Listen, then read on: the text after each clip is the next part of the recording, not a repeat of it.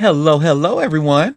Welcome to Auntie Derek's Daytime Tea, where we discuss the latest celebrity tea in the news. And we do it live every weekday at 12:30 p.m. Eastern Standard Time on Chatmosa. I'm your host, Auntie Derek, and today is Tuesday, March 10th. So with me on the mic, we have some fabulous co-hosts. I have my Icy Chili, my Libra Queen, and my gorgeous Moon. Hey, ladies. What's up? Hey. And shout out to the listeners in the chat as well, holding it down. Don't forget to subscribe to a bitch. Head over to auntiederek.com and hit the big green subscribe button at the top left.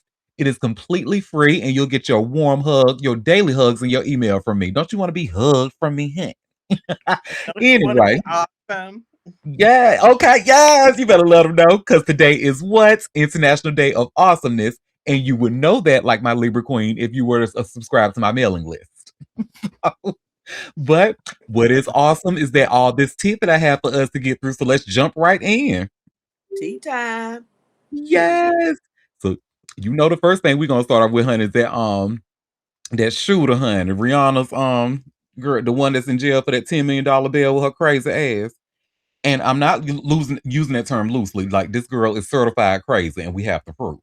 And you see where I just shared here by way of TMZ. Woman who shot at Rihanna's home was previously Baker acted and lost custody of kid. Wow. Hmm. She's certified. Well, the woman accused of firing shots into Rihanna's Los Angeles home was previously involuntarily committed under Florida's Baker Act and later lost custody of her 10-year-old child, TMZ has learned. Hal Rowan, attorney of Ivana Lisette Ortiz's ex-husband, Jed Nico Valdez Sangalang, tells TMZ Ortiz was previously Baker acted in Florida prior to 2023, meaning she was placed in a psychiatric facility against her will under state law, which permits up to 72-hour involuntary or voluntary psychiatric holds. Rowan describes her as articulate and very believable, adding, if you sit down with her, she's very convincing, but she does bizarre things, referencing the alleged Rihanna house incident Sunday. According to court docs obtained by TMZ, in April of 2024, a Florida judge awarded Sangalang full physical custody of their child, stripping Ortiz of all contact. The order bars her from any in person phone, video, text, email, or third party communication with the child until further order from the court. During sworn testimony, Ortiz admitted she had previously been Baker acted, though she claimed it was based on false accusations. The judge cited concerning testimony about her mental health and ordered a social investigation. The court also noted that while Ortiz sought a domestic violence injunction against her ex, one of the incidents she relied on resulted in her own arrest for domestic violence, and she was on probation at the time. In explaining the custody ruling, the judge wrote the court feared Ortiz might not return the child to the father. As we reported, Ortiz was booked for attempted murder Monday after allegedly firing multiple rounds into Rihanna's home from her car Sunday. Our sources say Rihanna was home at the time with her three kids, but ASAP Rocky was not home. Mm-mm. So y'all see, there you go. Certified. Keep her locked up. Dangerous. This is crazy. It could have been a lot worse. A lot worse. Uh, that's that on that, honey. And you know what? Speaking of somebody else who needs to be locked up, honey, that person who was in Anwar Hadid's bedroom, honey, with a damn sheet over her head with her crazy ass. Lock her fucking ass up too. What the So hell? yeah, so this next story, and this is like really, really like concerning. So y'all see where I just shared here by way of TMZ. Anwar Hadid files restraining order, claims woman broke into his bedroom while he slept. Wow. Girl, did mm-mm. So Anwar Hadid, the brother of Gigi and Bella Hadid, claims a woman he blocked online escalated from persistent social media messages to allegedly standing inside his bedroom while he slept, TMZ has learned. According to court documents obtained by TMZ, the model filed for a temporary restraining order, claiming the woman has engaged in a knowing and willful course of conduct directed at him since at least December 31st of 2023. According to the filing, things began with unwanted online contact. Anwar claims that after he blocked her, the woman created new Instagram accounts throughout 2024 and 2025 to continue messaging him. The docs allege she posted statements like, Zaddy, come find me, tag locations connected to him, um, and imitated his photographs and reposted content involving members of his family. He says he never responded or never invited the contact. But the most alarming allegation stems from December 14th of 2025. According to the docs, at approximately 10:54 p.m., Anwar was asleep when his dog began barking. He claims he woke up to find the woman inside his bedroom with a blanket over her head. The filing states she told him to the effect of, I know you must be scared right now. God sent me, and said that they were meant to be together. Anwar says he was shocked and afraid, called 911, and a police report was filed. The court docs also claim she returned near his residence in January 2026, resulting in her arrest, and then came back again after being released. Now, this is the part that concerns me, y'all, this last sentence. A judge denied a temporary restraining order for now, pending a hearing. What?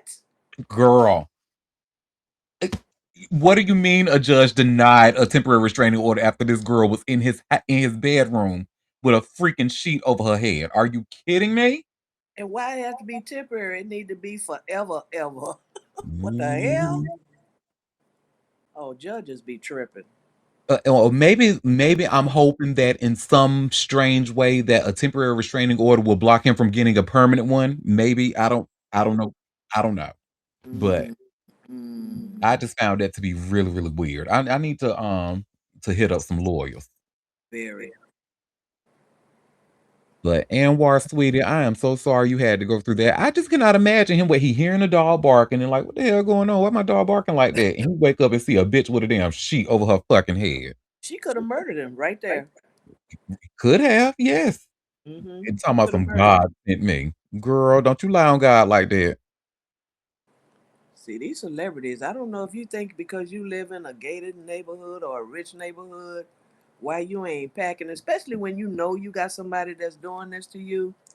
If that was me, I'd have been armed and baby, they'd be talking about her in the past tense. That part. Well, look, at least you brought your own cheat, girl. At least we'll have something to wrap you up in when they carry your ass out my motherfucking house. Hell wrong Mm-hmm. with In you. my bedroom? Oh, Oh girl. no, no, baby, she got to go. And the thing is, I didn't even know about Anwar in like until this story. I knew of, Bella and Gigi, but I Yeah, didn't know too much of much about Anwar. Now I hate that this is how I had to find out about him. This is scary. yeah, I've heard of him, but his sisters are by far more famous. But I knew he was around. But yeah, that's crazy. Yeah, Hmm. you gotta, baby. Mm-mm. Like, was the window open? I mean, do you think you're so safe that ain't nobody gonna come in your house on you like that? Like, maybe him being young and not really thinking it through. Like, this woman obviously pursued you across several profiles and all this kind of stuff. And oh man, For no. over a 2-year period, yeah. And Yeah. then anytime he blocked her, she created new accounts and stuff, and then Mhm. tagging in his location.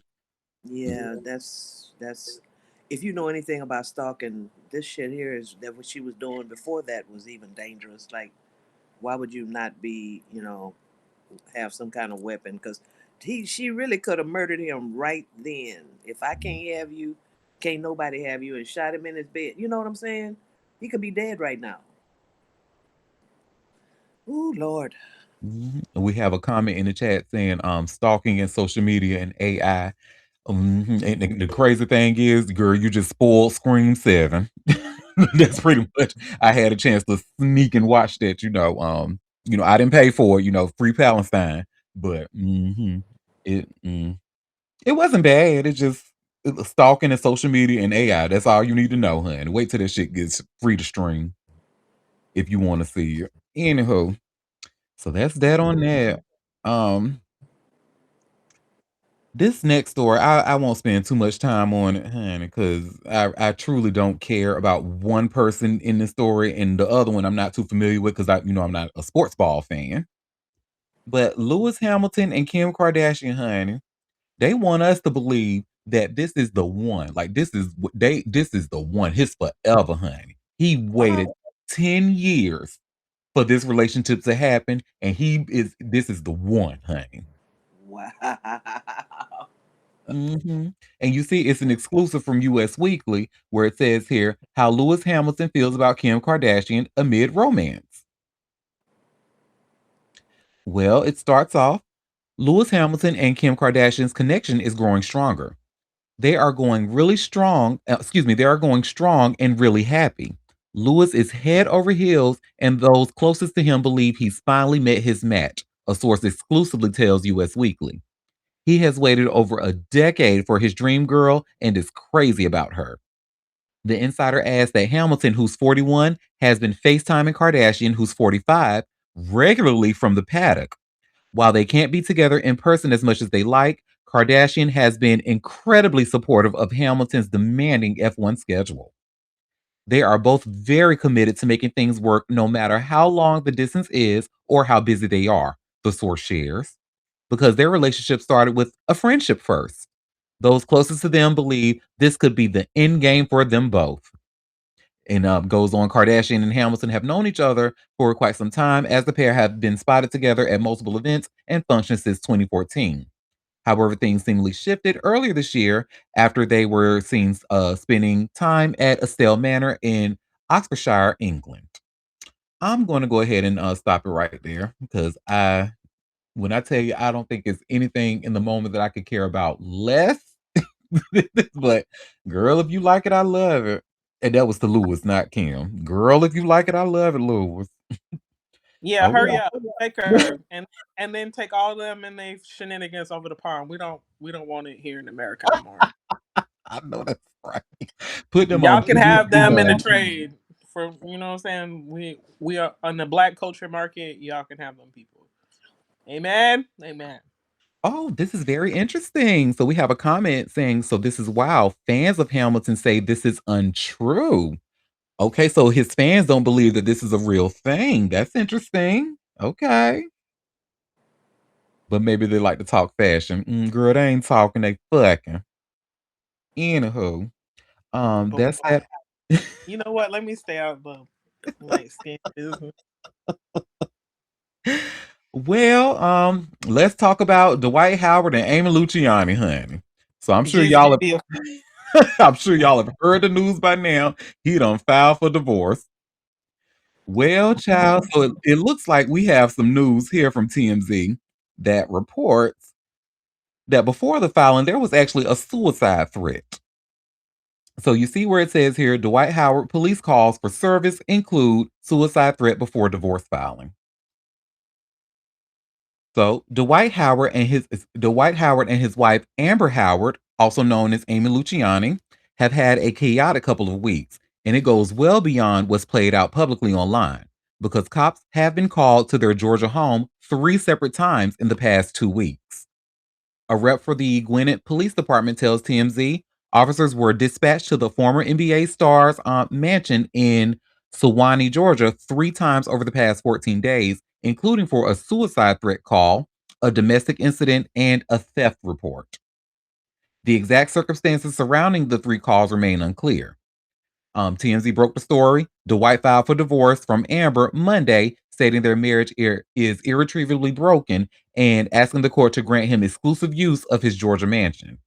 And as you know, Amber made a series of shocking allegations about Dwight on Instagram over the weekend, roughly 8 months after she filed for divorce, but ending up calling it off. Mhm.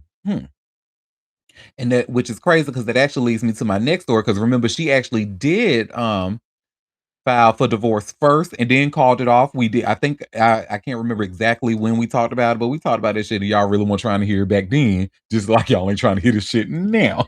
But we did mention it. And what's interesting and goes with this next story is that she's saying that he just beat her to court this time because she was actually looking to file for first for his ass. And you should see here by way of another TMZ story. Dwight Howard won race to divorce court over Amber Howard. Crazy. So Dwight Howard may have filed for divorce Monday, but TMZ has learned his estranged wife Amber Howard headed to court the same day to do the exact same thing. Sources with direct knowledge tell TMZ Amber was also filing with her attorney, but Dwight beat her to the punch and his paperwork was processed first. Despite the dueling divorce moves, we're told the estranged couple is still living together under the same roof at their marital home in Georgia for now. Dwight was in California this weekend with his son David, while Amber remained in Atlanta. This isn't their first attempt at ending their marriage. Amber filed for divorce last year, but the pair ultimately reconciled and called it off. Our sources say this time is different. The split is definitive. TMZ broke the story. Dwight filed Monday and calling the marriage irretrievably broken. I'm just stopped there because it's just the same repeat language that we saw in the last one. But yeah, so this is this is ghetto. Girl, why are you even here in the first place? You shouldn't even have married his ass in the first place. Like, what the hell? He said, "I want Well, divorce and get out my house." mm, okay. And Amy, what did you learn? Mm. I know her mama's sick of her, honey, because her mama sick. Well, so y'all don't watch the show, but her and her sisters, they like to call themselves the Black Kardashians. They mama, I actually like their mom a lot. She's really cool, and she seems like she got some sense in her head for the most part. But it just looked like it's unfortunately not hereditary. Um, mm-mm. But I know her mom is like, girl. She was probably like, girl, when she married his ass, like, ma'am, he's fresh off a sex assault case, and you're gonna marry him, girl. Okay, okay. That's that on that, honey. Libra Queen, you were right about Michael Eric Dyson. You tried to say you called it, you clocked. You was like, something ain't right. He doing too much, like head ass. Girl, so it turns y'all remember we talked about him how he was saying how Jay-Z kind of vehemently disagreed over his take on Kendrick and Drake. Well, he's actually come back out to say, you see where it says here by way of all hip hop, Michael Eric Dyson admits he exaggerated Jay-Z's disagreement over Drake / Kendrick battle. And what did I motherfucking say? Okay, extra ass Negro. Ugh, get off the internet. I know, but I said I cannot wait to talk to this story. I know my Libra Queen is gonna scream with excitement, honey. You was absolutely right about his ass. And Go. here's a quick video that they have in this article. I'm sorry to put y'all through this, but let's just see what he has to say about him. Kind of stretching the truth just a little bit. Good morning, my friends. Michael Eric Dyson here, on the way to the funeral of the Reverend Jesse Jackson, a man I knew for nearly 40 years, had a tremendous friendship with. And the reason we were able to maintain and preserve our strong intimacy and bond is because he said stuff to me and I said stuff to him that didn't get to the public ear. I remember once when Kanye uh, posted publicly a text exchange between us that was private, and I was hurt by that. And I'm thinking about that because I've done the same thing to Jay Z. No, I didn't publicly post a text, but I talked about a private exchange between us that should have remained between us as it has for the last 20 some odd years. So I want to apologize to him here. Why am I doing it here and not to him directly? Because the old black people said, where you did it is where you get it. Where you messed up is where you fess up. And that's what I'm doing. What was his main disagreement? Look, first of all, it wasn't a call, it was a text. That's what we do. We text about geopolitics, we text about The Godfather, and a myriad of topics. That is what our habit is. His main disagreement, when I compared Kendrick in his line, Not Like Us, to Trump in his trying to distinguish himself from others who weren't on the same level. And Jay Z said basically that was a faulty kind of comparison. One is a rapper, the other is a far more sinister force. And he said, this is what rappers do. They look at the vulnerabilities of and insecurities of their opponent and they exploit them. Why would he know that? because he conducted one of the most famous rap battles in the history of the art form. And so I mischaracterized him. He said, "It ain't that serious." He wasn't vigorously disagreeing with me. It's not like he called me and said that. And even on the text, he literally said, "It's not that serious." So I want to apologize to him. And the reason I clarified my position in the first place is because he made that distinction between Trump and Kendrick that I wanted to make clear that I completely understood and did not intend. So God bless you all on this morning. Rest in peace, Reverend Jesse Jackson. Jay-Z, my sincerest apologies. Much love to you, my dear brother. Go ahead, Libra Queen. He need to go to hell. That's what he need to do. Also, why are you tagging Charlemagne the God? Messy love messy. I guess because Negro, why you even brought that shit up? Why you try to? Well, Jay Z disagreed with me, but we kept it a but. Please, sir, please, and that's why I guarantee motherfucking to you, Jay Z won't be texting you much anymore because you doing that shit for fucking clout. You want to be relevant so fucking bad. Oh, because why would you say that? Oh my god, why would you do that for Drake? It's so serious. Please, sir, go to hell. Tell me you ain't never been to a rap battle in your life. Tell Mhm. me, tell me you ain't never really listened to Jay Z music in your real fucking life to understand that it's an art craft. You know what I'm saying? Be fucking for real. Talking about something, I'm going to the Reverend Jesse Jackson's. And you know what? Birds of a feather flock together. You know what I'm Oh, saying? You know what and I'm I saying? oop. Hmm. But at least Well, he apologized. Oh he did, Lord. but just like you said, honey, Jay-Z, look, he probably gonna change his phone number. Hello, don't call me again. Don't text me again. Assistant, you get my assistant, please, sir.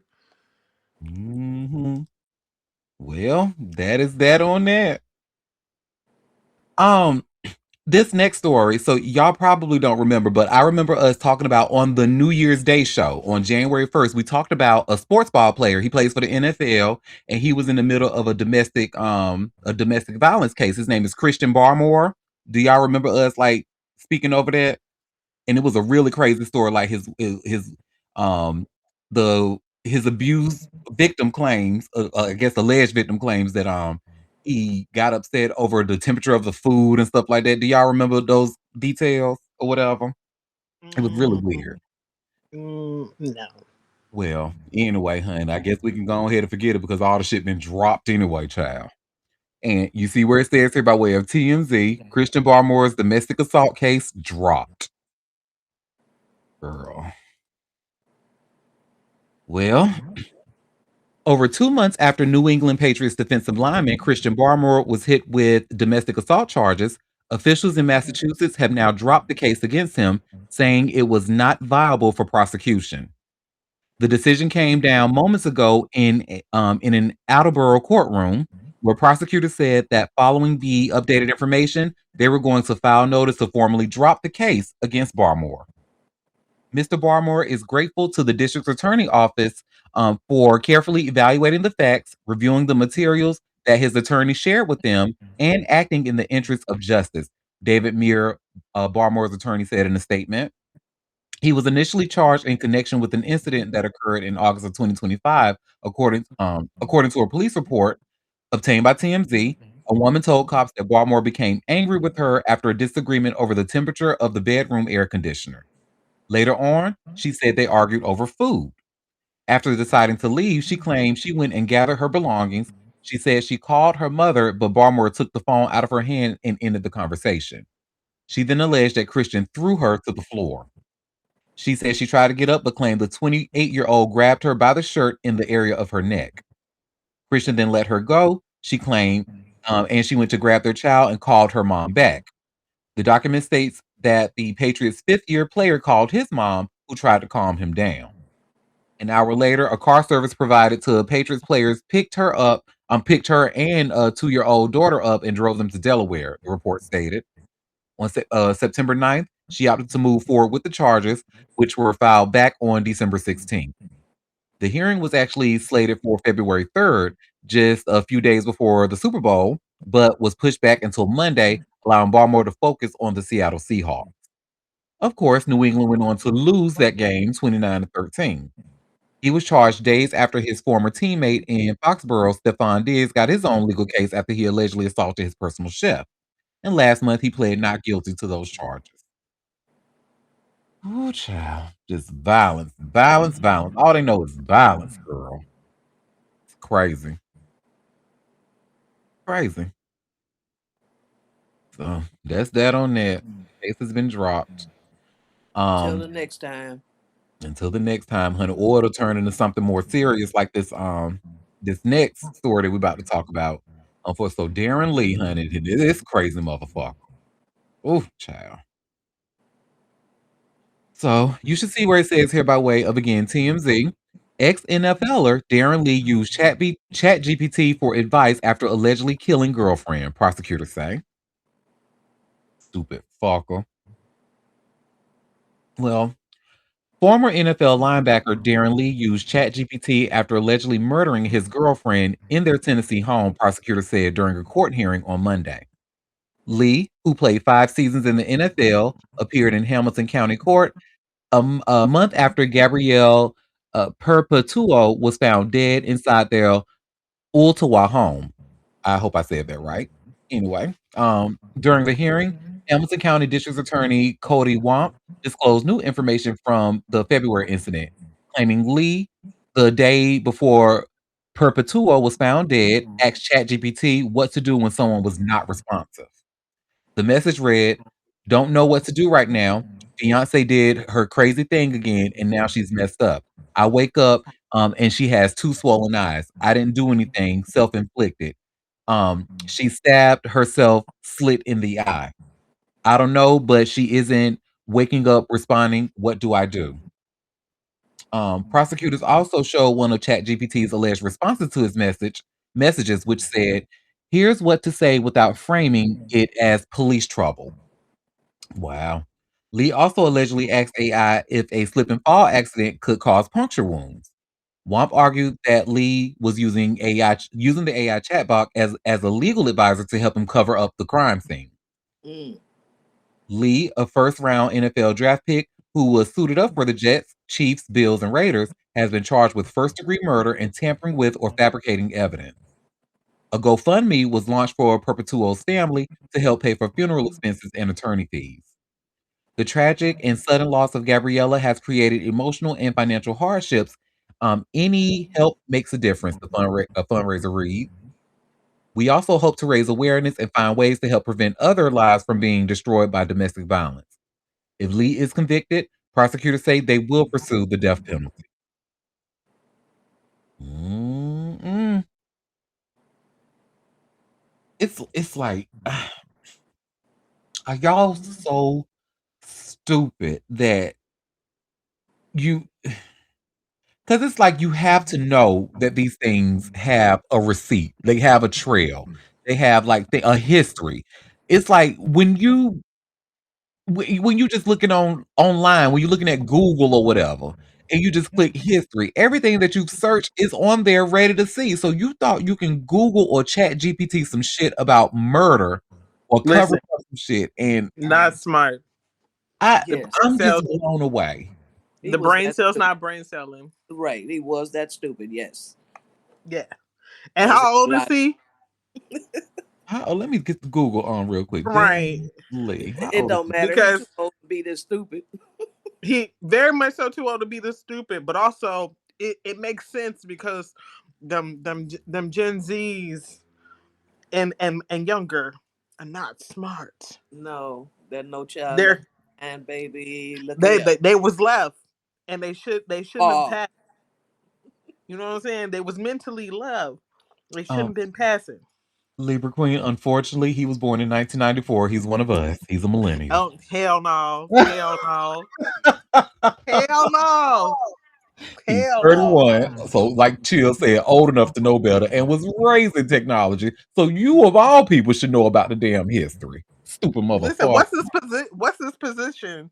Because clearly he was getting hit in the head.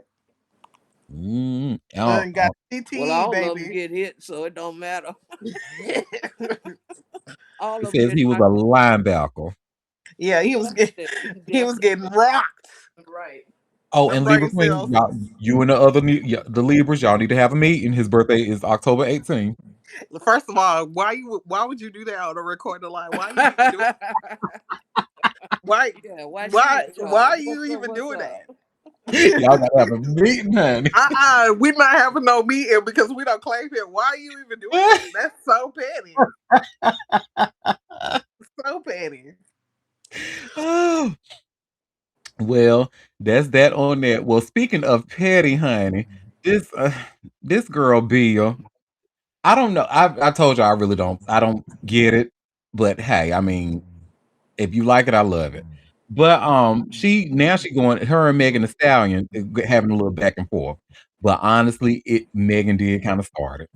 No shade. And So she gonna y'all, finish it. and is. And y'all see where it says here by way of hot new hip hop, Megan the Stallion and Bia's feud escalates with more social media shots. So I'm gonna just share my screen and just quickly go through this because they were able to put like the Instagram story of Double XL, thanks to Double XL. They were able to put this carousel together explaining everything. And you see how it says it starts off Megan Thee Stallion and Bia are dissing each other using Cardi B and Nicki Minaj diss track, excuse me. So this is where it starts. Megan was listening to Pretty and Petty by Cardi B, which we know is a Bia diss track.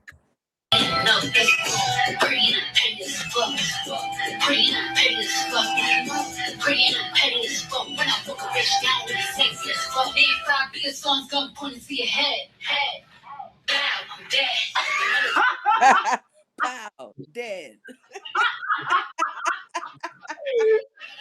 I love me some Megan, baby. She can Why rap. would you say She can rap her ass off. Oh my god.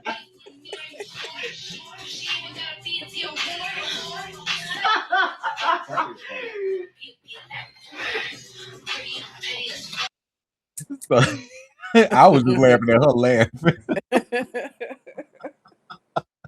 But yeah, so Bia didn't like that. She didn't appreciate that. So this Oh, is what she responded with Nicki Minaj's Bigfoot. oh please. She done saying on your dead mama. I'm not your dead mama, lying on your dead mama. Girl, I'm not your you dead mama. couldn't even come up with your own shit. Stop Of it. course not. And then it goes on, that somebody quoted, you was lying to the queen, then you went the line to Gail, to the king, Gail. Um, she put that. And then someone pretty much told her about herself saying tasteless. Regardless if you meant to be harmless or if you just have a jokester personality, this wasn't an event to be playful with. Read the room seriously. And she tagged Hazel E, Emily B. Y'all remember her from Love and Hip Hop, the one who Fab was beating on. So you would think she would have, of all people, anywho. And then Bia, she said, you should all be ashamed of yourselves for laughing at another woman's pain. So Bia responded, girl, go to the courthouse and support her. The keyboard activist is not helping. Well, she don't gotta go to the courtroom nowhere, baby, because every courtroom that Meg has gone to, she has excelled. So you might wanna keep it cute, Bianca. Do you know how trash you gotta be just your name is Bianca, but you want people to call you Bill? Like, I don't get it. I don't get it, but okay. Oh, go ahead, Libra Queen. Hello, congregation. I just want to come to y'all and recite a little piece of, um, our fellow parishioners at one point, our elder parishioners from back in the day, Lil John and the East Side Boys, one time for the one time. Bia, why you acting like a, Bia, why you looking like a, why you looking like a, Bia, and why you fronting like a, amen, amen. Amen. Won't you do it? Love it. Well, that is that on that, honey. And that's probably gonna be the most that people talk about Bill in for the longest. So that is that on that. Let's see what I got next. Oh, this is a good one. So I have this all hip hop article here, and you should see where it says Lil Durk is now going after he's looking to hire Young Thug's attorney. And you see where it says here by way of all hip hop, Lil Durk hires Young Thug super lawyer Brian Steele for murder for hire case. Smart. Okay, wake that up. Give me one sec. I'm gonna refresh because I hear a little bit of an echo. I just want to make sure I'm not like doubling anything. I'll be right back.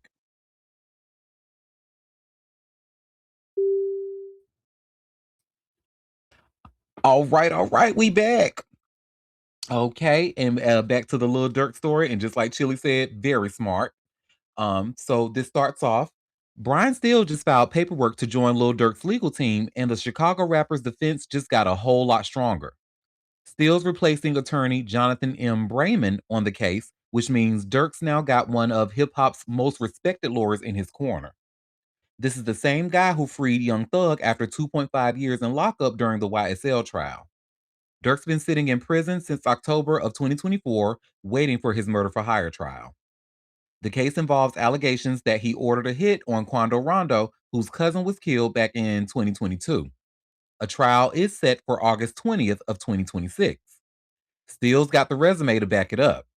During the Young Thug trial, he was so committed to protecting his client that Judge Ural D. Glanville actually jailed him for refusing to reveal his sources. That's the kind of lawyer who doesn't back down. Drake and Party Next Door even made a whole song, Brian Steele, on their album to honor his work. With Drew Findling already on the team, Dirk's now got a super team forming. Findling's known for winning high-profile cases, and Steele's got the courtroom credibility that comes from beating the feds. When Steele appeared on Killer Mike's Conversate podcast last month, he made it clear how he operates. The federal government's convictions rate sits at 94 to 95%. Steele response, not with us. The trial was originally supposed to start next month, but it got pushed back. A judge denied co-defendants' request to be tried separately, so everyone's going down together if it comes to that. Steele's entrance into the case changes the whole dynamic, though. He's not just another attorney. He's the guy who walked Young Thug out of prison. Mhm. Like Chill said, smart. That's probably the smartest thing he did for it. Now, however, based off of what we read so far, like and I understand, that cockiness, but it seems that they have some evidence that they can pretty much prove that beyond a reasonable doubt that Young Dirk ordered this hit. And that's what the feds is cocky with this right now, but based off of what I've been reading. So this would actually be, but you know what? They were also cocky with Young Thug. They were also cocky with Young Thug.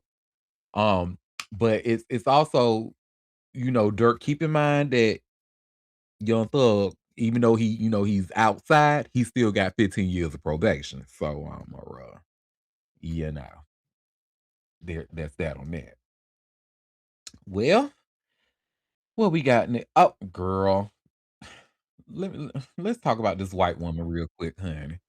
Paige Shiver, you remember Sharon Moore's alleged mistress, honey, whose contract was not renewed. Yes. Girl, she getting her best white woman on, honey. You see where it says here, Paige Shiver not ruling out lawsuit against Sharon Moore in Michigan. Oh, wow. She's like, you know what? I forgot for a second. Let me not forget who the fuck I am. I'm a Karen. Let me embrace my Karenness. Oh, Lord. Well, this starts off. Sharon Moore caught a plea deal in his criminal case, but he's not completely out of the woods. Paige Shiver's attorney tells TMZ Sports the former Michigan football staffer is not ruling out suing the coach and the school. Moore pled no contest to two misdemeanors last week, with 3 original charges, including felony home evasion, getting dropped. Both Shiver and her lawyer, Andrew M. Stroff, expressed disappointment with the deal, urging the University of Michigan to take accountability for its painful missteps. Stroff also said Shiver endured years of harassment and manipulation, leaving her pressured and intimidated and unable to escape conduct that should never occur in any workplace, let alone a public university. That said, a potential lawsuit against Moore and or the UM is not out of the question. The University of Michigan is recognized as one of the leading academic institutions in the world, Stroff told us Monday. At this stage, we are exploring all options to obtain justice for Ms. Shiver and advance systemic change within the athletic department at the university. Moore was arrested on December 10th of 2025, hours after he was terminated from his HC job from having an inappropriate relationship. He allegedly broke into Shiver's home and threatened to harm himself after he grabbed butter knives and a pair of scissors, saying, "I'm going to kill myself. I'm going to make you watch. My blood is on my hand. Yep, my blood is on your hands, and you ruined my life." He was initially charged with home invasion, stalking, and breaking and entering. But with last week's plea deal, he now faces malicious use of an electronic communication device in the context of a domestic relationship and trespassing. His sentencing is slated for next month. And of course, this ends with if you or someone you know is struggling or in crisis, help is available. Call or text 988 or chat 988lifeline.org. Oh, honey, the A car butter knife, casting. some scissors. Some butter knives and some scissors, honey. And he said he was gonna kill himself with some butter knives and some scissors. And something is just telling me, I don't know, I just have a feeling that they were like the plastic dollar store scissors that, made Not, for like not. I just have a feeling that it was those I don't know why, I have no proof of that. It's just I don't know. Yeah, But that's wild. oh, the caucasity. Well, oh, this next story is really sad. And a couple of people actually sent this story to me because y'all know I was looking to cover more sports stuff, sports bar related stuff, and y'all know I don't know who these people are, but this was really sad. Chilla was one of the people sent it to me. About Jordan Jones. And y'all see I just shared here by way of TMZ, pro football player Jordan Jones shot and killed after breaking up bar fight. So sad. Yeah. So, indoor football player and college standout Jordan Jones tragically lost his life over the weekend in Georgia after he was shot outside of a bar while trying to break up a fight. He was only 28 years old. The Ackworth Police Department said officers were dispatched to Saddle Bar for a shooting around 2:42 a.m. on Saturday. When they arrived, they found a male victim suffering from a gunshot wound and rendered aid. He later succumbed to his industries. He later succumbed to his injuries at Kennestone Hospital in Marietta, Georgia. APD's investigation revealed the victim was Jones, who was working as a security guard at the bar. Law enforcement said Jones broke up a fight involving Daniel Devon Parsons, who then retrieved a firearm and shot him. This remains an active and ongoing investigation, and no additional details are available at this time, APD said. Parsons, who's 25, was arrested and charged with felony murder, aggravated assault, and aggravated battery. Mm. Jones's football journey began at Mountain View High School and the University of West Alabama, where he recorded 211 total tackles, 17 sacks, and 5 forced fumbles and 1 interception. He later competed in the indoor football league with the Tulsa Oilers and San Antonio Gunslingers. Jones was set to play this season with the Pro Arena Football One League's Michigan Arsenal. A talented player and respected competitor, Jordan left a lasting mark on the league and those who had the privilege of knowing him. The IFL said in a statement. It ends with our thoughts and prayers go out to his family, friends, and teammates, and may he rest in peace. So sad. Basically killed on a freaking job. He was at work doing guarding being security for the club, tried to break up a fight, and a goofy ass motherfucker pulled out a gun and shot. Cause niggas is so pussy, honey. All y'all do is shoot. Can't nobody fight no more.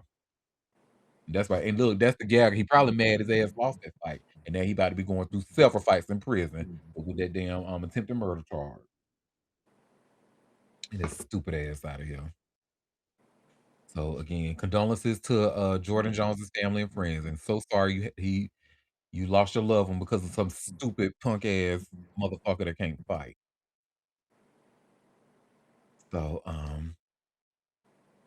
ah So the next so remember I told my people before the show there was, because we have the skips now, but when my people don't wanna hear this shit, but these next 3 stories, I won't let them skip only because I'm gonna, purposely clip and these stories and share them on social media because these stories have a very large following, and I want some of that juice. I want some of that attention, honey.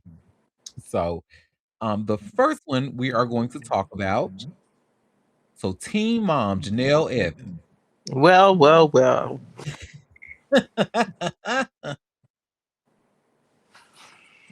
So So this story starts off with TMZ reports Janelle Evans's son checked into mental health center. So sad. Well, Janelle Evans's son Jace recently checked into a mental health hospital following a 911 call about a disturbed teen at his grandmother's home. TMZ has learned. Sources familiar with the situation tells TMZ Jace is now receiving treatment at a mental health facility after a troubling incident late last month. We're told there was a call to service at Barbara Evans's home in North Carolina on February 22nd for what authorities described as a troubled teen disturbance. According to a police report, 7 cops responded to the house. Damn, they needed 7? Good God. Um, Law enforcement arrived at the residence where Jace has been living with his grandmother. Details about what sparked the call remain unclear, but sources say the situation was serious enough to prompt further action in the days that followed. We're told Jace is currently receiving professional care. It's unclear how long he will remain in treatment, but those close to the family say the priority right now is his health and stability. A rep for Janelle tells TMZ, at this time, we have no comment on the matter. We're unable to discuss this issue because it involves confidential personal matters. As fans of MTV's Teen Mom know, Jace's upbringing has played out publicly for years, with custody issues between Janelle and Barbara often making headlines. Despite past tensions, our sources say both are focused on making sure Jace gets the help and support he needs. In August, Jace publicly shared text messages between Janelle and him in which he called her crazy and alleged mistreatment, even referencing past abuse claims involving her ex, David Eason. Janelle fired back, calling the text out of context and defending her actions as discipline amid ongoing family strife. Mm-mm. Crazy. Well, that's that on that, honey. So hopefully he's getting the help he need. How old is Jace now? Because I wasn't a regular watcher of Teen Mom, but let me see, Jace, Teen Mom now, age.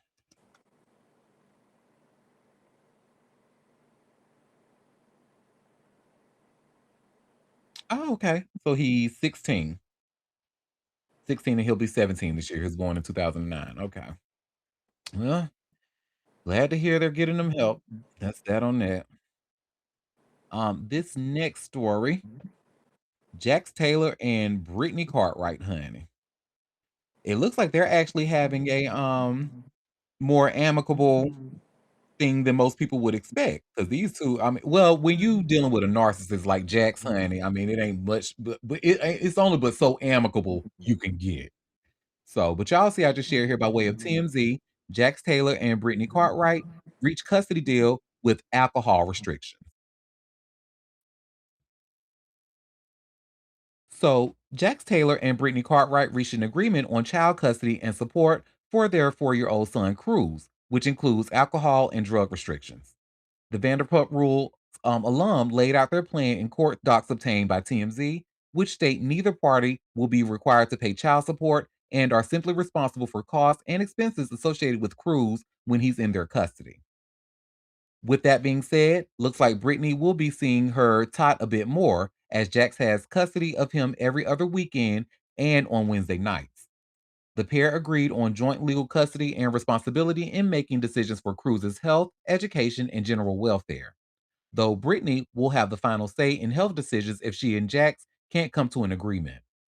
It looks like the reality stars have thought everything through with Cruz, having set a holiday schedule and even a timeline for when he's allowed to meet either parent's future significant other, a 6-month waiting period, the docs say. Per the deal, they also both agreed to not be under the influence of alcohol, marijuana, or any other form of illegal drug while their kid is in their custody. It appears the pair are trying to make their shared custody as amicable as possible, saying they will attempt in good faith to celebrate Cruz's birthday together and agreeing not to trash talk each other in front of their kid. As you know, Brittany and Jax got married in 2019 after dating on and off for 4 years, but split in 2024. Brittany filed for divorce while Jax was in treatment for severe mental health issues, specifically bipolar disorder and PTSD. Jax has said the divorce needed to happen due to their toxic relationship. Meanwhile, Brittany had a short lived fling with Brandon Hanson and has since been focusing on herself, even opting for a full mommy makeover last fall. Mm, Good for her. So that's that on that, honey. And the last story that I won't let my team skip, and then we'll get back to the regularly scheduled program. Hurry up. Hurry up. So now this is about 90 Day Fiance. Oh Lord Jesus. And you Fix see it. where it says Queen of Happiness, you listening? Because I know this your jam, girl. Oh, look, I knew she said this is a mess. Well, y'all see where it says here by way of TMZ? 90 Day Fiance star Eric Rosenbrook Brooke hires private medical examiner. And this whole story is crazy, y'all. So, Eric Rosenbrook is pushing back hard on the official findings in his baby daughter's death, and TMZ has learned he and Lita Margarita have hired their own private medical examiner to challenge the autopsy. The 90 Day Fiancé star tells TMZ he doesn't agree with the ruling that labeled Alyssa's death non accidental and says their independently retained private medical examiner believes the original autopsy was poorly performed. This goes on to say Eric tells us their own expert found certain key steps were not completed and says the report failed to properly determine or clearly state the age of a fracture referenced in the investigation. Excuse me. According to Eric, their private ME believes one injury may have occurred during childbirth, possibly during Alyssa's C section, roughly 5 weeks before her death. He also tells us a rib fracture cited in the report could have happened during CPR efforts, noting ribs can break during resuscitation attempts. Eric tells TMZ he and Lita, who he's still married to, went head to head with the Adams County Health and Human Services Department over its assessment. He claims the sheriff's department has not found Lita at fault and says they asked authorities months ago to review additional information, but excuse me. Sorry, let me take me a sip of coffee. Okay, but he alleges HHS wasn't interested in what they had to say. He didn't mince words when it comes to CPS either, telling TMZ the agency is the definition of fascism, adding, as far as CPS goes, they're a hammer and every parent is a nail. The Wisconsin report notes no criminal charges have been filed in connection with the baby's death, and the investigation remains ongoing. Lita previously denied any wrongdoing tied to her newborn daughter's death months after she and Eric's daughter was taken off life support in July of 2025. As for whether they'll try for another child, he says they haven't made that decision yet. Um, so we have some comments, from someone who is a really big fan of this show, giving us some context. So she was a doctor in Indonesia, or would be doctor from a well-to-do family. Ah, well, yep, they went to jail because I guess I didn't know they went to jail, but I guess they suspected them of don't and I don't know. This story's crazy. Marrying that poor man is her worst decision. She should have stayed in Indonesia, living a comfortable life. Mm, well, thank you for that context. Well, that is that on that. Oh, Lisa Renner. Lisa Renner, honey.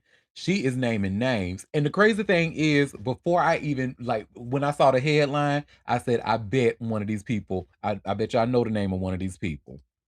But Lisa Renner is saying that two of the rudest celebrities she has ever met, honey.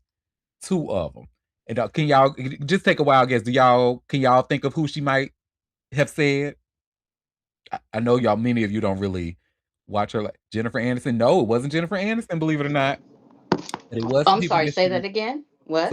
Lisa Rinna, she says that went on record to say that these two celebrities are two of the rudest celebrities she's ever met. I And one of them personally, is Jennifer Aniston? no, one of them is not Jennifer Aniston. I was asking people to Oh, guess who they might be. I was gonna say, is it okay? Give us a clue, because I mean, is she staying within the realm of reality TV, or is she just talking across the board It's in celebrity? the realm of reality TV, but the people that she's mentioning are very popular. They all work together on one reality show, and it was not the Beverly Hills Housewives. Is it one of the New York housewives? Nope, it What's wasn't Trader. So believe it or not, y'all, it was actually Star Jones and Dionne Warwick.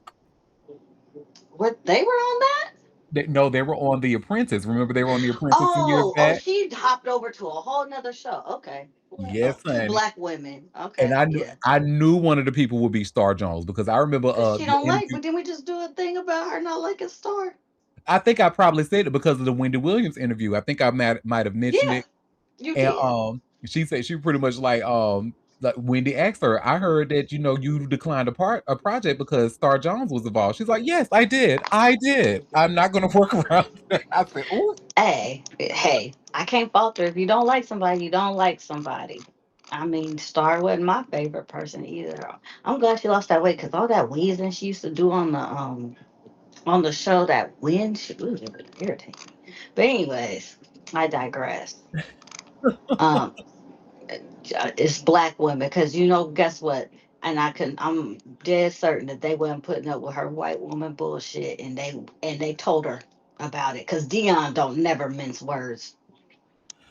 well, not quite. And I'm gonna be completely honest, honey. You said Dion, as she much as was I doing too love that much. woman, she was nasty on The Apprentice. I mean, nasty. Up to the point where Mm. even I was tweeting about it. I was like, oh, Dion, honey, that's not my Cycle Friends Network, honey. She was being a diva, huh? Oh, very much so. And what Lisa just pretty much says, what started, she was like, Lisa said that Dion is a nasty piece of work, according to page 6.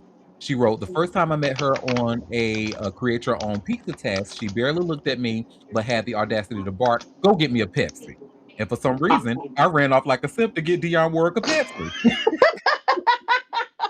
she, she thanked me by conspiring with her coven to get me canned. And then Lisa said that Star threw her under the fucking bus and thanked her for being such a twat because her viciousness prepared me for my future business as a Beverly Hills housewife. oh yeah, there you So yeah, that's pretty much the story. So she said, I don't like neither one of them hoes. Don't bring their name up. But I go. knew one of them was Star Jones, honey. Well, okay, yeah, I didn't even. You know what? I wasn't even in the realm of thinking of them, but sometimes they could be nasty. I know Star. I Yeah, wonder what and she's doing these days. Mm. what was she? She was just like Isn't she doing like a court TV show or something? yeah, she has Judge Star or something like that. Well, I think they played a re, but I think if I remember correct, she was just like advocating for something. I can't remember what. Mm. Some kind of a health issue. Let me see. Star Jones advocacy. It was something she was advocating. Let's see.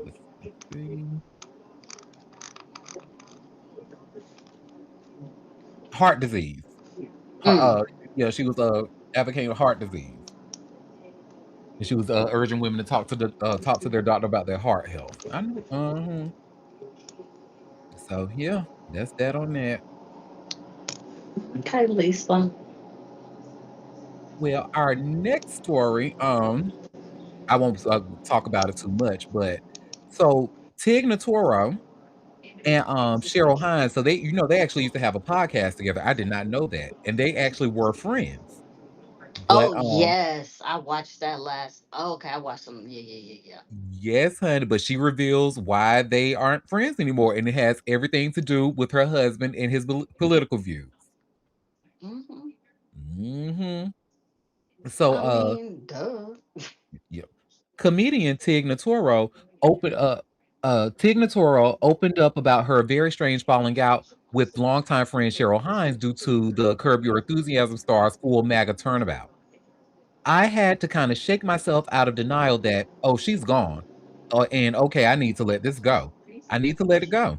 Natoro 54 said of the two-time Emmy nominee on MS Now, The Best People with Nicole Wallace podcast. Mm-hmm. From 2020 to 2023, Natoro and Hines, who's 60, co-hosted the Tig and Cheryl True Story podcast, which Nataro, I think I'm saying her name right, Natoro, like she's an anime. Nataro gave her some of the deepest, hardest laughs. The comedian said she decided to step away from the podcast and their friendship because of Hines' husband, Robert F. Kennedy Jr.'s presidential campaign, which she said conflicted with her views. She had begun being heckled at shows by fans asking about Kennedy. I know it's a small percentage that pushes back online or yells at shows, but I'm like, man, this is not my world. I don't do this. I don't want to be a part of this.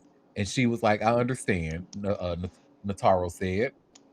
And I think I needed to stop doing the podcast because it was so ridiculous. It was so stupid, our show, that it was so hard to be doing that when he was gaining momentum and speaking, the Oscar nominated comedian added. I had to step away, but I loved her so much.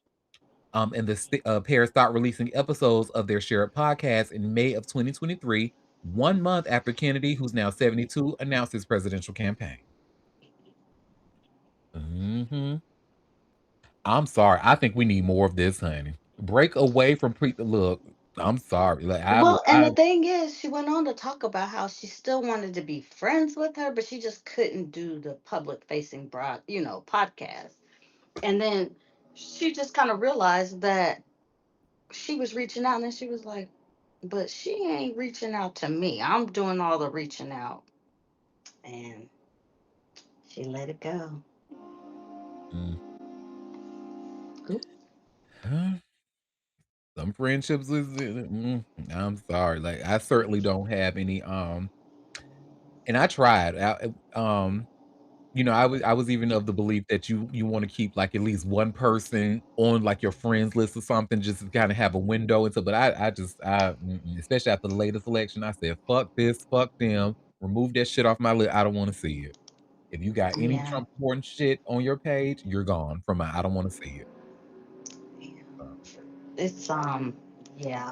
And especially she's trying to go out and do work, and then people are taking that time at her personal line of work, and they're heckling her. Yeah, yeah, I can't be doing that.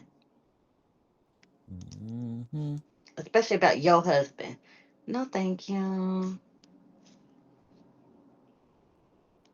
Well, my second to last story.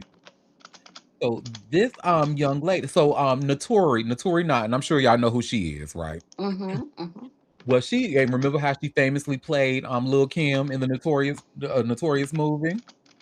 Well, Oh, I now didn't she got watch that. Oh, good. you didn't go see Notorious? Mm-mm. Mm-mm. And you didn't even watch it when it came on BET a million times? Mm-mm. Mm-mm. Nah. I'm sorry. Mm-mm. Well, anyway, this ain't even about Notorious. What this is about, um, is this act the Notorious pretty much getting a taste of her own medicine because a young actress is about to play a young her. Oh And shit. yep, and I y'all see also it. didn't watch it either, so there's that. Libra Queen, what the fuck? You know what? Mercury's in retrograde for real. What do you mean that both of y'all have not seen the Notorious movie? Chill, if you come off that mic and tell me you haven't seen it, well, you know what? Chill gets a pass because she was saving lives at the time. Well, thank you, because I sure was about to come off that mic and say, I didn't either. Wow. Well, Sorry, dear. this is about Power. So do you know how Notori famously plays what's up, sis? Tasha in the Power series? And I want to beat Tasha's ass, but go ahead. You and Mm-hmm. me both, girl. But that's how she played her role so good. You can't stand, but can't help but to can't stand her ass. But Mm-hmm. they're actually having an origin story, like a prequel, and they're calling it Power Origins. And Zuri Reed is going to be playing a young Tasha. Y'all see it by way of all hip They hop. look alike. They They look do this indeed, giving. and they're so pretty. So, Mm-hmm. and it just starts off, Zuri Reed just landed the role that's about to change everything for her career. The rising actress got a cast as the younger version of Tasha St. Patrick in the upcoming Power Origins prequel series. She's stepping into some serious shoes here. Naturi Naughton has made Tasha one of the most complex characters in the Power universe across multiple seasons. Now Reed gets to show us how Tasha became the woman we know. The prequel series will deep dive into the early days before Ghost, Tommy, and all the drama that made Power a cultural phenomenon. Reed's been building her own resume with smaller roles, but this is her big break. Power Origins is expected to be one of Starz' biggest releases this year, and playing young Tasha puts her right in the center of it all. So I'm just gonna stop it right there. But Libra Queen, you may remember her. I actually had to look because she was in an episode of Law and Order SVU. It says it was called Savior. She played a young girl named Macy, and it was season 11, episode 14 of Law and Order SVU. Very precise. Yeah, because I looked it up. I actually do not. I remember the episode, but I don't remember it. But I do remember because it had Misha Barton in it, and y'all know who she is, right? She's like that famous. Mm-hmm. I She ain't You know seen what her. She happened? ain't did nothing in a long time. You know like the premise of the episode? What happened in the episode? let me. I can tell you right now. Give me 1 second. Because I was reading it earlier, and I thought I put it on my notepad to go over it with you, but I guess that was one of the things that didn't make it to the notepad. um, it's called Savior. It says the episode synopsis says SVU tries to make the case against a Christian zealot who is targeting prostitutes, but hangs on the cooperation of a pregnant prostitute who is terrified of the man and has her own demons. And I'm gonna just share my screen, and you can see, like, if you remember Misha Barton, this girl here, she played a prostitute in that episode. Her, Misha Yeah, I remember. Yeah. has been missing in action for a while now. I she think has. What is she I think there doing? was some mental issues that happened or something. I think I heard something to that nature. Or somewhere. Substance abuse or mental illness, something happened. Cause let me tell you, I watched the hell out of some what was that? The I almost OC. want to say, yeah, the OC. I wanted to say 90210. I was like, no, I mean it's the same area, but no, it's not. It's not. Yes, the OC. I watched the hell out of the OC. Yeah, it was something. It was I found myself watching it too. I'm like, what the hell is he? And then this was back when I had a TV and they had no cable, so I would only had like the local channels. So, but honey, Look, it was definitely dramatic for sure. them white kids was bad. Mhm. Well, that's that on that. And our last story that I have is gonna be inspirational one. So, well, somewhat inspirational. Two Chains is actually writing a memoir, y'all. Hmm, Yes, I'm glad he is though because he has actually a very interesting story. He's college educated and I think he needs to tell his story. But y'all see where it says here by way of all hip hop, Two Chains teaches his three kids to trust their inner voice like he does. So intuition became the compass that steered Two Chains through decades of uncertainty, struggle, and ultimately towards the success that defines his career today. The Grammy winning rapper sat down with CBS Saturday Morning to discuss his debut memoir, The Voice in My Head is God, a deeply personal exploration of how listening to his conscience transformed his trajectory from street life to international prominence. Rather than relying on external validation or industry pressure, Two Chainz credits an internal navigation system for every major decision that propelled him forward. The rapper's success in music, business, and now literature stems from a consistent practice of listening to what he describes as a divine direction.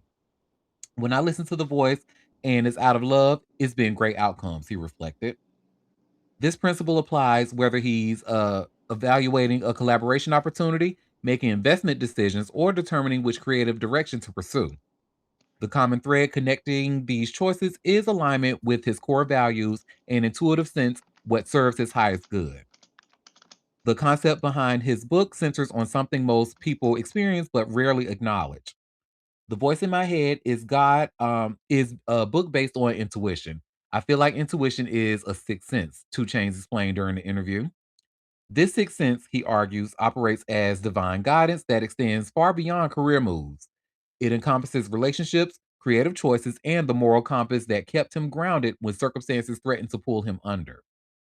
Growing up as an only child in a single parent household presented obstacles that could have derailed his trajectory entirely. His mother Epps emerged as a foundational influence whose strength and wisdom shaped how he approaches fatherhood with his own three children. Rather than viewing his childhood challenges as limitations, Two Chains reframed them as lessons that taught him resilience and self-reliance. The rapper reflects on how loneliness during his formative years became a catalyst for introspection, forcing him to develop the internal voice that would later guide his professional decisions. Now, as a father of teenagers and younger children, Two Chains employs a teaching method rooted in experience rather than lectures. He doesn't impose rigid rules or preach abstract concepts about listening to one's instincts. Instead, he engages his kids through questions and observation. I'm showing them through example. I'm asking my kid a question. I'm saying, what's the first thing that comes to your mind? This approach mirrors how he learned to trust his intuition, allowing his children to develop their internal compass organically rather than through forced instruction. By surrounding his children with positive influences and modeling thoughtful decision making, he creates conditions where they can cultivate their own sense of inner guidance. You know what, to change? You better work. I love it. I love it. I do Shout too, out and to I Titty love that. Boy. Yeah. We love a college educated man. Come on now.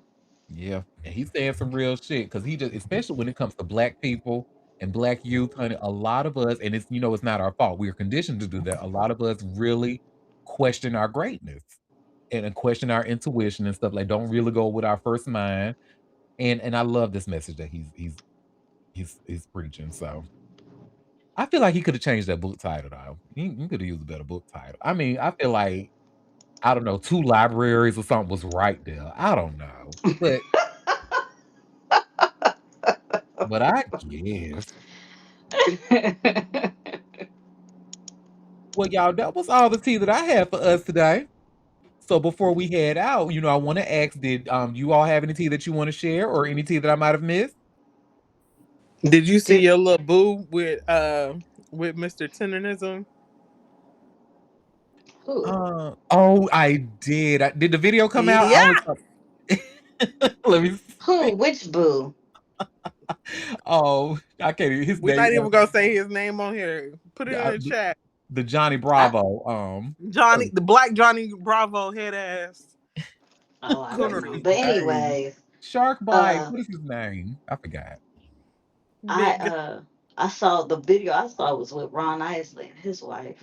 Yes, that's what we big up in. But this other video with the teeth and the gums boy who be dancing. Oh no, Don't say his name. Don't say his kill it, name. kill it. I don't even want to talk about it. Skip. Exactly. Skip. That's where my skip is going right there. I don't even want to talk about it. Ooh, ooh, Nope. ooh. So we got some tea in the chat, honey.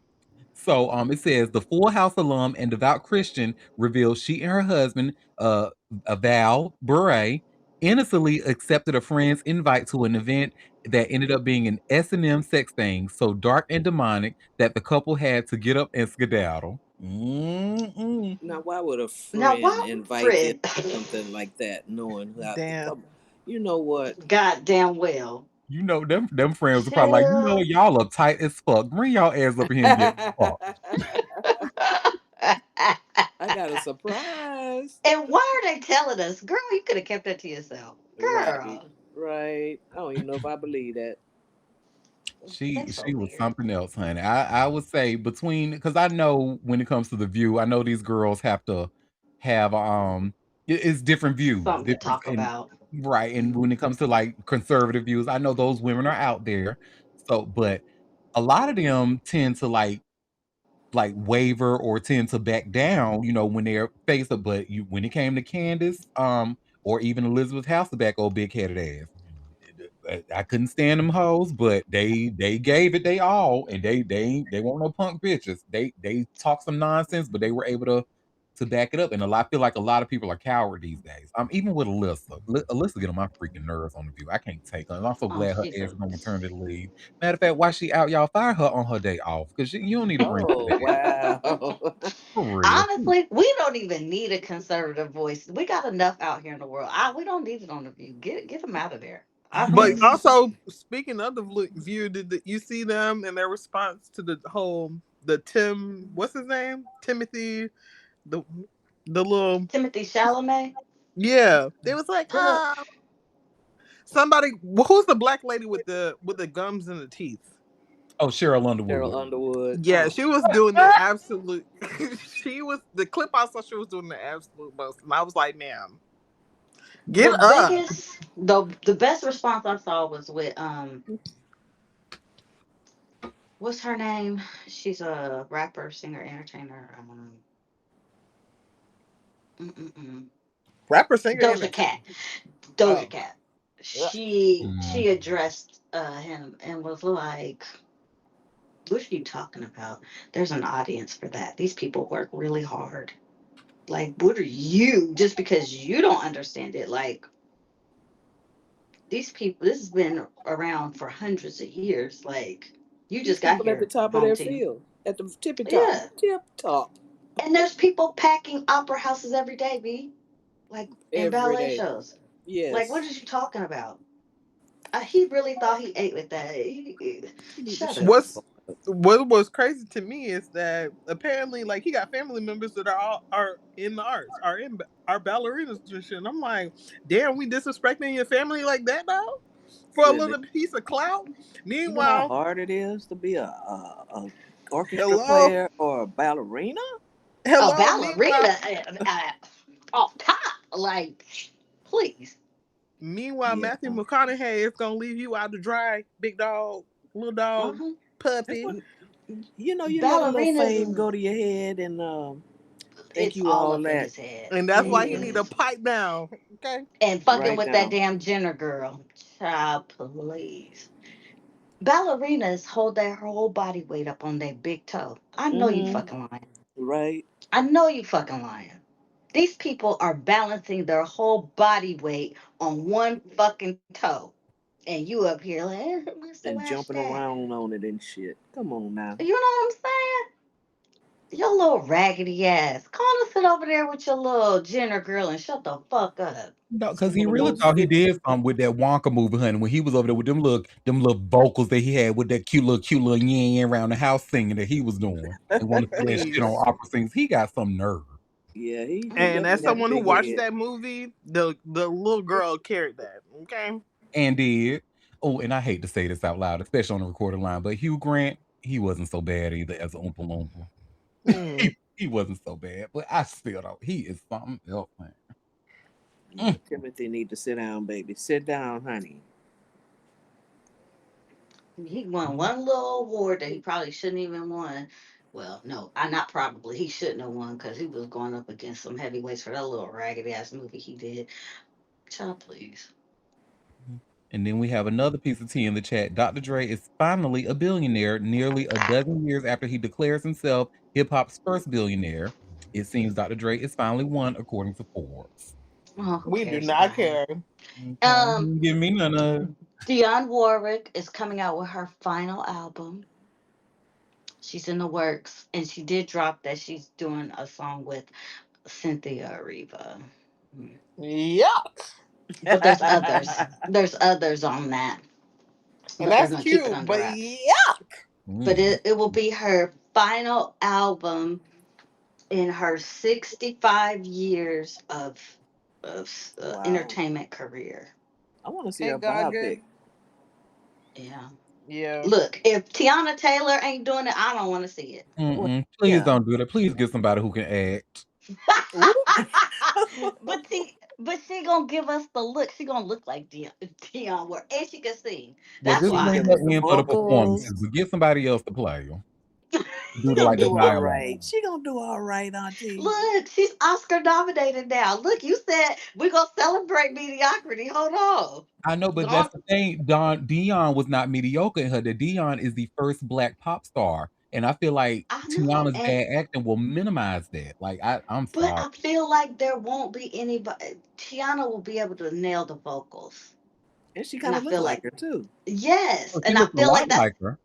and I feel like that's the only option. I'm sorry, maybe her acting skills will be up to par by then. She They I is won't. Oscar agree. nominated. I They will agree, not. home. That girl had over a decade to get them the acting Oh, together. now you Leave her now alone, you want to be Auntie. protective. Last week it was all good. Oh Leave yes, her yes, because I alone, would love to see Auntie. Black Mediocrity on Tubi, not on a not on Dionne Warwick's biopic. Leave her alone, Auntie. Who the hell who did Aretha? Wasn't it who was it that was Cynthia, that didn't Cynthia? Cynthia and what's her And name? Jennifer Didn't Jennifer Hudson. Hudson do one too? Well, And Jennifer was Jennifer should have set supposed her to do it, non-acting ass down too. but Cynthia wasn't supposed to play. She ran her little raggedy ass out there to hurry up and beat Jennifer, who was actually picked. Ugh, raggedy Who the ass. family wanted to do it? Hmm. Mhm. Oh, so Thundercat has a new song out with Willow Smith. Oh, that's what's up. I'm sure it's nice. I do like some Thundercat. And Willow Smith, I really like her style. I like her a lot. I do too. Oh, So, hey Matthew. Dang, it's been where everybody at today? Everybody, the homies is They had scuttlebutt to today. work. They had to actually Everybody got to work. work. girl, They you know had that to work. retrograde is retrograding. Shout out to the homies that couldn't make it today. Our friends that you normally are here. Let me tell y'all about Willow's mama, honey. So Jada, Uh I oh. don't y'all probably don't remember, but back in what was this, 2006, 2007, her mama was a part of Wicked Wisdom. Yeah, I really remember. Baby, honey. And I love the way. Baby, Wicked Wisdom had them. They had me a chokehold during my MySpace days, Of honey. course they did. Of course they did. But Of then when course. Willow, she came and remade that song and she killed it, honey. Because her mama should have sat her ass down. She had no business. Willow's the one that could do. Girl, sit down. Okay. Yes, you are right. Her mom ain't have no business singing that shit, but because it was Jada Pinkett and I love her so much, oh y'all, Jada Pinkett singing rock. I'm all up on this. Whole Oh time my she was God. shut up, honey. But you know what? I was here for Wicked Wilson. I need you to do better sometimes. I really do. Your ass. What? Yes, I Yes, try to act honey. like that whole time did not exist. I was like, girl, go sit down. I feel like they Tr- need Dion's story is so like pivotal. I feel like they need to find somebody unknown that's out here. One of them So then theater we could be girls. mad that she didn't do it right or she can't Wow. sing. No. If she goes to one of them theater girls, so she gonna sing right. That's all we do. We are singers first, but most of us. Well, no, I'm really. um, sorry. Trump Mm-mm. appoints Erica Kirk to influential Air Force board. Apparently, she's taken the seat that Charlie had, and I think that's kind of Mm. crazy because Did Girl, you ain't you she see could have supposed to where? be? left that right where it was at. Did you see Ain't where she supposed to be? Candace called her out about her degrees and she took them off Hell her? yeah. Yeah, I've seen that shit. But also, ma'am, you supposed to be a child wife. You supposed to be at the crib taking care. Where Well, the hell are them she a single kids? mother now. Oh, she was Oopsie. waiting for this opportunity, honey. She was living in Charlie's shadow. He wouldn't let her do nothing. You know She his was mantra. biding her time. Yeah, you know how he felt about women being in positions of power. No. Their whole what do you mean? The whole MAGA people, whatever they call themselves, I guess. Child, and she has been out here living like, mm-mm. The next day, didn't she have on some leather pants and shit? I'm like, Oh yeah, damn. Not the next day, but yeah, she jumped out real pretty quick. much. Yeah. They said, get the lady who played Angelica Schuyler from Hamilton. Angelica, what's her name? Her real name is Renee Goldsberry or something. Something. I like her. She was in She-Hulk. I liked her. She Mm. was cute. Well, y'all, thank you for this extra tea in the chat, honey. Anybody else got any more before we headed out? I don't think so. We fresh out. Well, thank y'all for taking time out of your busy day to come and sip tea with me. We will be back tomorrow for another live show at 12:30 p.m. Eastern Standard Time if you can make it. Do not forget to subscribe to a bitch. Head to auntiederek.com, hit that big green subscribe button at the top left, and join my free mailing list. And until then, you all have a fabulous rest of your day. Goodbye, everybody. Bye. Cheers.